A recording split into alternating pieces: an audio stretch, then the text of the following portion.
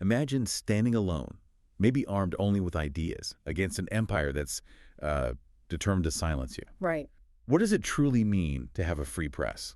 You know, and what sacrifices have people actually made to secure that fundamental right? It's a huge question.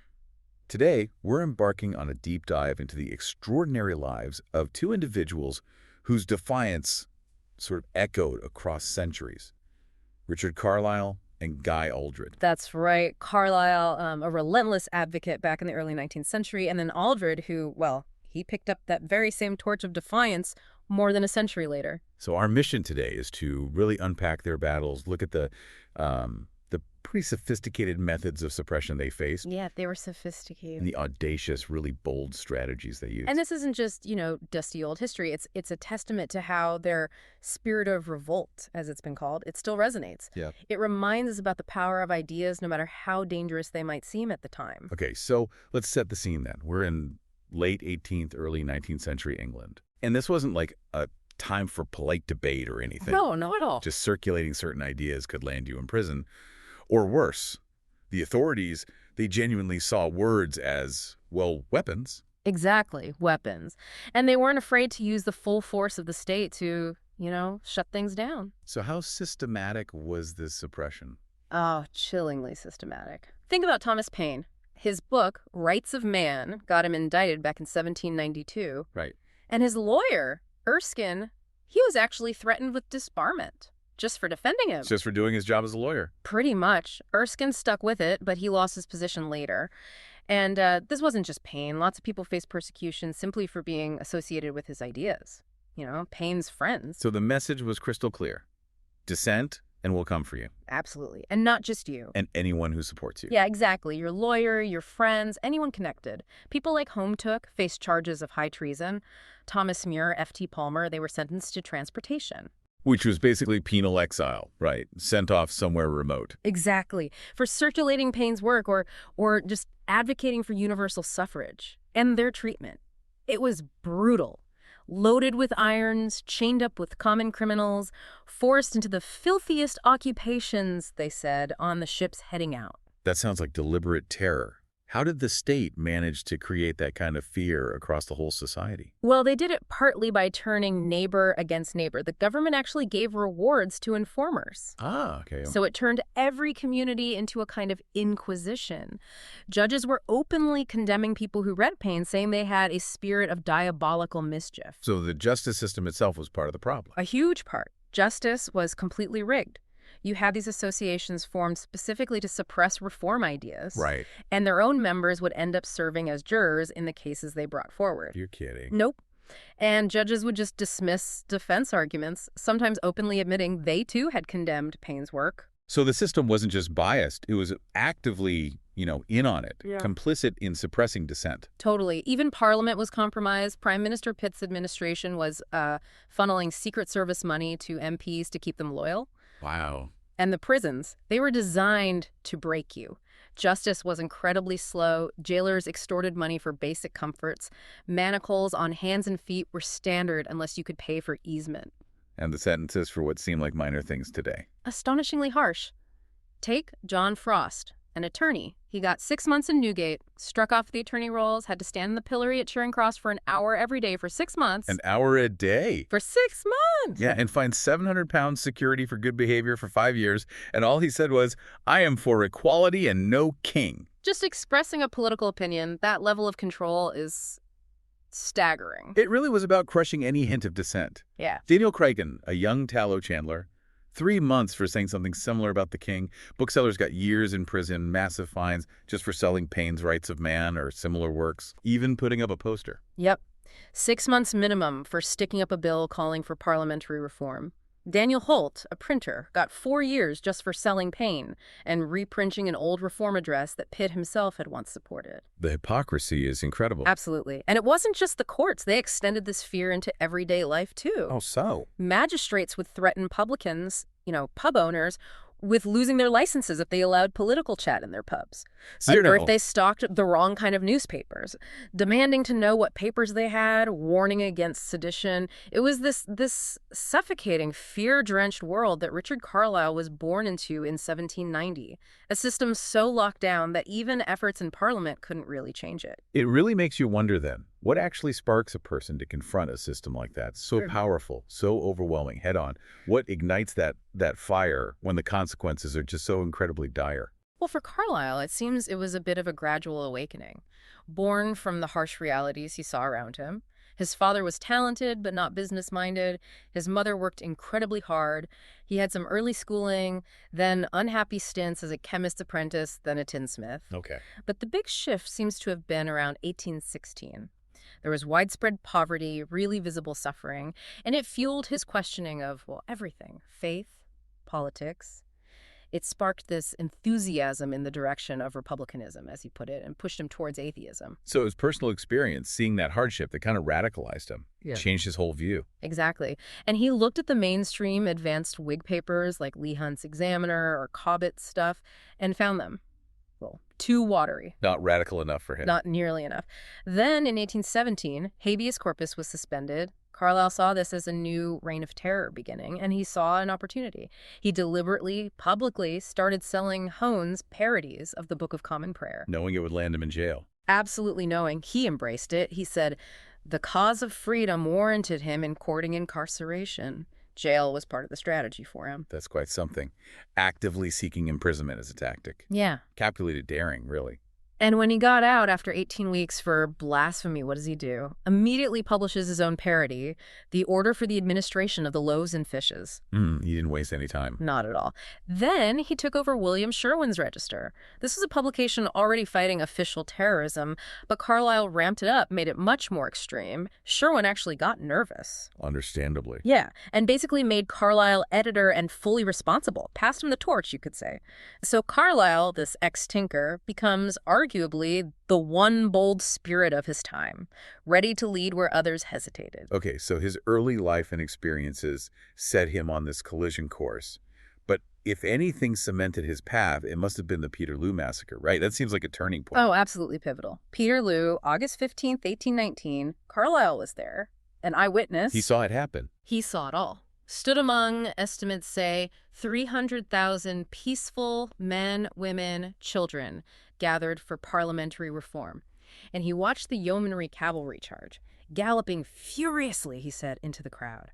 Apparently, the police cheered them on like a signal. A signal to attack. That's how Carlile saw it. He described them charging with infuriate frenzy, cutting down women and children indiscriminately. He saw specific horrors: a woman slashed over the head with a saber, her baby covered in blood, another stab in the neck. Just horrific. And didn't he notice something beforehand that suggested it wasn't spontaneous?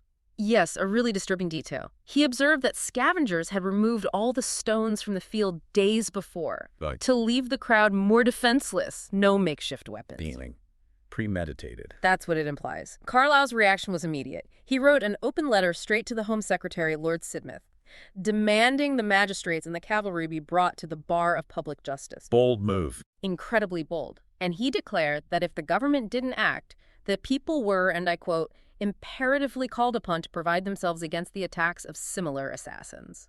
Wow. That's basically calling for self-defense against the state, a direct challenge to their legitimacy. How did they react to that? Well, surprisingly, they hesitated. Initially, the authorities were actually scared to prosecute him for sedition right then. Why, after all the other prosecutions? Public feeling about Peterloo was just so intense, so angry. They worried a trial would just kindle the smoldering fires of revolt. So they let his vigorous impeachment go unanswered, at least for a little while. Interesting. So public opinion actually held them back for a moment. For a moment, yes. Meanwhile, Carlile took full control of Sherwin's business, dropped the Register name, and launched the Republican. And he edited much of it from Dorchester Jail later on. So even from prison, his voice got louder. And he wasn't just hitting out of government brutality, was he? He was taking on religious orthodoxy, too. Republishing controversial stuff. Exactly. He felt it was incumbent upon him to republish Thomas Paine's Age of Reason and also Elihu Palmer's Principles of Nature. And this is where it gets interesting, right? Because he didn't actually agree with everything Paine wrote. theologically speaking. Not at all. That's what's fascinating. He was committed to the principle of free expression above his own personal beliefs. He actually called Paine's theological ideas like his deism and belief in a future state fanatic and ridiculous. He wrote from prison, very clearly, "I am the disciple of Paine in politics only. I do not go far with him in his theological sentiments." So he separates the political from the theological. Yeah. He's Paine's political follower, but a critic of his religious ideas. That really underlines his core belief in a free press for all ideas. Absolutely. It wasn't about whether he agreed. It was about the right to discuss them openly. He also fiercely defended Paine's description of the union of church and state as adultery. He used historical examples, even biblical language, arguing the church, calling itself the wife of Jesus, kept getting into this adulterous connection with the state just for the money and power, the emoluments. Using their own language against them. Precisely. And that kind of direct challenge to both the monarchy and the established church, well, that sparked immediate fierce retaliation. Which brings us to his trials. Right. Carlile publishes these incendiary works, challenges church, state, everything. How did the legal system actually hit back? Right. And what were his arguments against these mechanisms designed purely to silence him? Well, the legal system came down hard. Between January and August 1819, he faced 5 separate blasphemy indictments for publishing Paine and Palmer. After Peterloo, there was also a sedition charge waiting, but the government, probably still wary of public opinion on Peterloo, decided to focus on the blasphemy charges. Safer ground for them, maybe? Perhaps. His main trial lasted 3 days in October 1819. The prosecution's line was clever, in a way. They argued it wasn't about whether Carlyle's ideas are true or not. So, truth wasn't a defense. Nope. They argued that publicly questioning the Bible and Christianity was inherently aimed at creating a breach of the peace, and that was a common law offense. This neatly allowed them to just rule out his entire defense as irrelevant, or worse, just more calumny. So the state basically defined public dissent itself, regardless of truth, as a crime, if it questioned the status quo. Pretty much. Carlile tried to counter. He argued that the Toleration Act specifically, the 53rd of George III, had effectively made deism the law of the land. Remind us, deism is? Generally, belief in a creator God who set things up but doesn't intervene, often critical of organized religion. Carlile argued this act meant his publications were technically legal. Did that work? No. It was dismissed because the act didn't actually disestablish Christianity as the state religion. He also launched a critique of common law itself. He called it a trap for the unwary, used only when statute law couldn't be twisted enough for the political purposes of a corrupt system of government. Strong words. Very.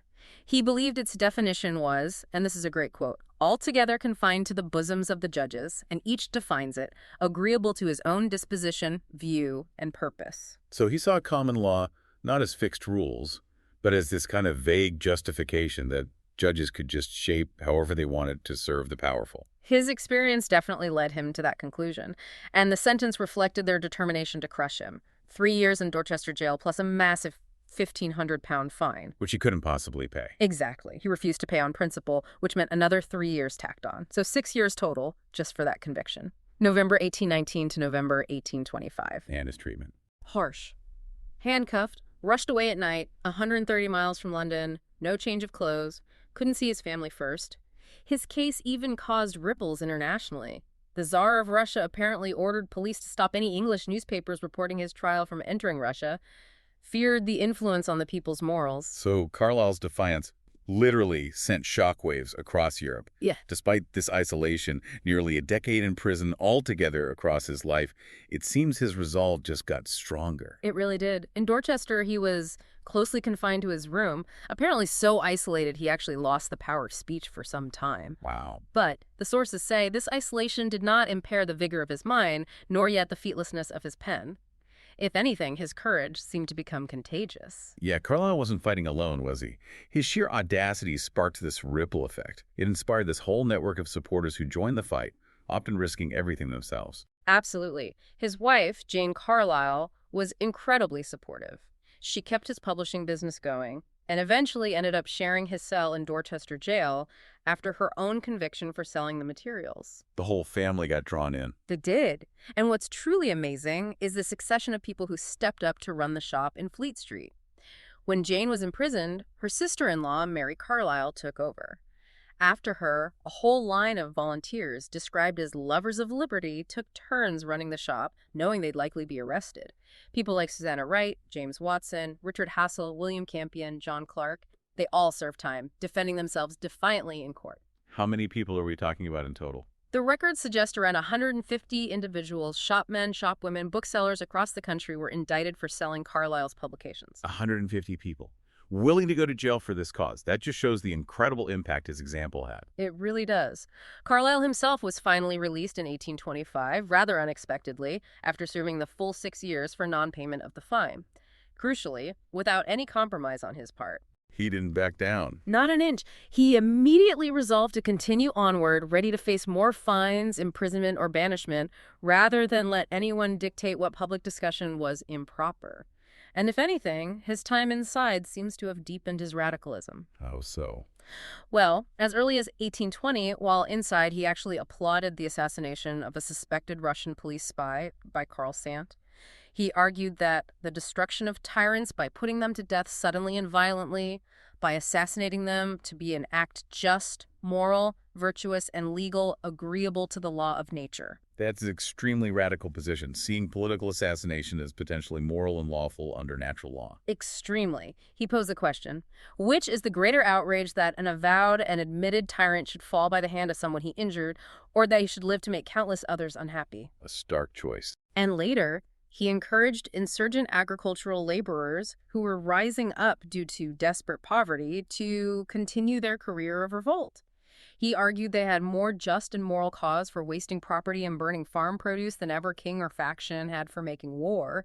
He told them their situation was effectively war, their grievance, the want of the necessaries of life in the midst of abundance. For Carlile, direct action, however extreme, seemed the only language the tyrants understood. Carlyle's defiance wasn't just physical or political then. It was deeply intellectual. He challenged the very foundations of thought, education.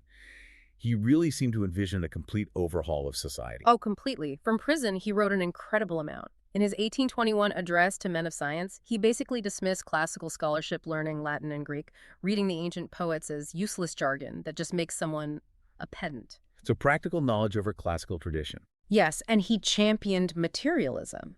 He called the priestly dogma of immortality a ridiculous idea. He argued the body is just a chemical apparatus that dissolves back into gases after death.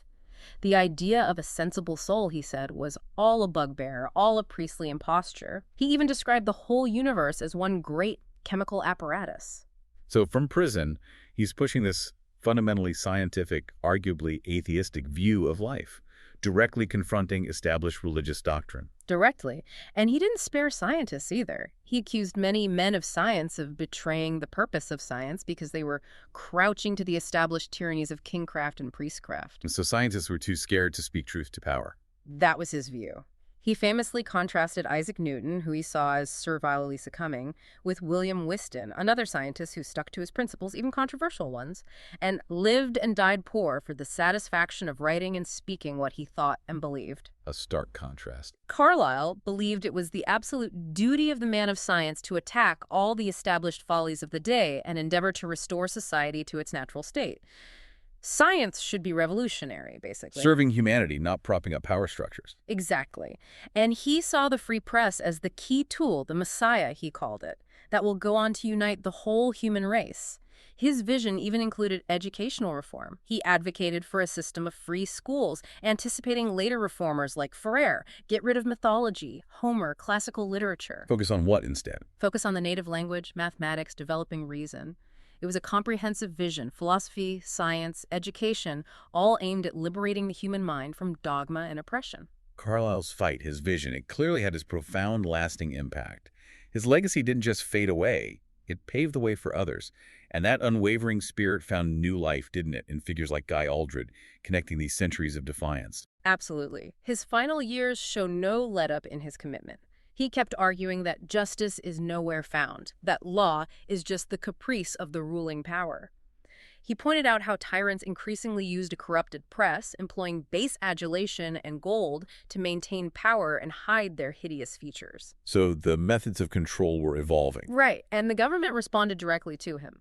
They passed 2 new press acts pretty much for his benefit. One allowed police to just ransack his premises, destroy books, and even brought back banishment and transportation as penalties for blasphemy and sedition. Targeting him specifically. And the other imposed a hefty newspaper stamp tax on cheap radical pamphlets, the very things Carlile published, while conveniently exempting pro-Christian or pro-government pamphlets. A clear attempt to financially strangle dissent, tax it out of existence. Exactly, but Carlile, he just defied them completely. Found no sureties, paid no tax, deposited no MSFs, and informed on no authors. Pure defiance. And this directly inspired others. Henry Hetherington, seeing Carlyle's example, started the Unstamped Poor Man's Guardian. The unstamped part being key defiance of the tax. Precisely. And over the next 3 years, an incredible 750 men and women went to jail just for selling Hetherington's papers. 750. Which eventually led to the collapse of the whole stamp tax persecution. Carlyle's initial defiance had ultimately proven victorious, thanks to this mass movement he inspired. He also collaborated with the Reverend Robert Taylor, another man in prison for blasphemy, founding a journal called The Lion to support him. Always supporting others facing similar battles. Yes. And in 1830, he and Taylor opened the Rotunda in London, a kind of free-thought coliseum, where Taylor gave these provocative astronomico-theological orations. Carlile even famously diffused a government attempt to incite a riot there, showing incredible coolness under pressure. His personal fortitude was immense. Even from prison in 1831, he wrote to an agitated Taylor advising coolness, composure, dignity, patience, fortitude. He found, he said, joy and peace unknown to kings in his prison retirement. Incredible resilience. He spent, nearly 10 years in prison altogether, yet his spirit was unbroken, finding peace even there and just continuing the fight. It's a remarkable testament to his character. So, how did this amazing legacy connect with Guy Aldred a century later? Well, Carlyle's story absolutely wasn't forgotten. Guy Aldred himself wrote a biography of Carlile, published around 1911-1912, and Aldred explicitly credited Carlile with maturing his own political views and showing him just how essential a truly free press was. So Aldred studied Carlile closely. Deeply. Aldred even noted how, during the Mutiny Act prosecutions Aldred himself faced later, critics were hearkening back to Carlile, showing Carlyle's continued relevance. And Aldred's own life mirrored Carlyle's in so many striking ways. He faced multiple sedition trials, often just for street speaking. He endured imprisonment in places like Barlinnie Prison in Glasgow. He was constantly fighting legal battles over free speech. So Aldred wasn't just inspired by Carlile. He was living a very similar struggle against the state, just in a different century. Exactly the same kind of fight. Aldred was also a fierce anti-militarist. Just like Carlile, he published pamphlets like Militarism and Revolution in 1912, was involved with the No Conscription League during World War I. Carlile had heavily criticized the soldier as an automaton. And Aldred ran a press, too. Yes, the Bakunin Press, a radical publishing house. And crucially, besides his own work, he published reprints of Carlyle's jail jottings and works by Thomas Paine. So he wasn't just inspired, he was actively keeping Carlyle's and Paine's radical ideas alive, ensuring they reached new generations. Exactly that. Aldred was a leading figure in groups like the Anti-Parliamentary Communist Federation and the United Socialist Movement. Very anti-establishment, challenging the monarchy, trade union bureaucracy, religious organizations, echoes of Carlile all over. His relentless efforts to hold public meetings, defy bans, publish his paper The Word, despite constant financial struggles and official opposition. It directly mirrors Carlyle's unyielding fight against the press acts and censorship. Aldred even organized a Carlile centenary meeting in 1943. Keeping the flame alive. Absolutely, ensuring that the memory, the spirit, the lessons of Carlyle's defiance were not lost.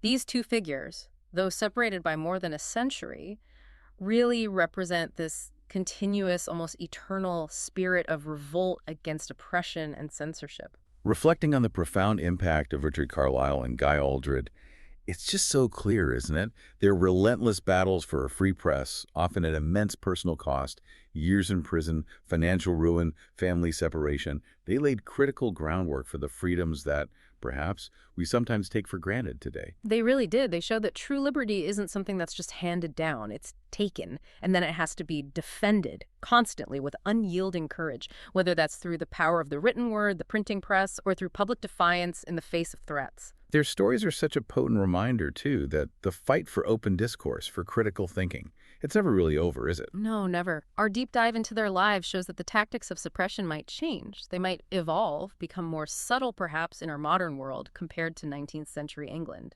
But they still exist, and they demand an equal, unwavering spirit of resistance from those who genuinely value freedom of thought and expression.